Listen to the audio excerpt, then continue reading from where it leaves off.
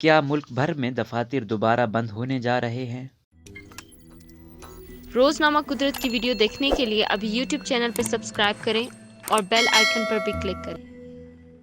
ملک میں بڑھتے corona cases کے پیش نظر نیشنل کمانڈ آپریشن سینٹر یعنی NCOC نے کچھ اہم فیصلے کیے ہیں۔ NCOC نے فیصلہ کیا ہے کہ شادی کی تقریبات میں SOPs پر سختی سے عمل درآمد بنانا لازمی ہوگا، جبکہ ملک بھر میں انڈور شادی کی تقریبات پر 20 نومبر سے 31 جنوری 2021 تک پابندی عائد ہوگی، جبکہ آؤٹ ڈور تقریبات میں بھی 1000 افراد سے زائد کی شرکت ممنوع ہے۔ تاہم سرکاری و نجی دفاتر کے بند ہونے سے متعلق تاحال کوئی معلومات نہیں، لیکن NCOC نے ہدایت کی ہے کہ سرکاری اور نجی دفاتر میں 50% عملہ کام کرے گا اور باقی 50% گھر سے کام کرے گا۔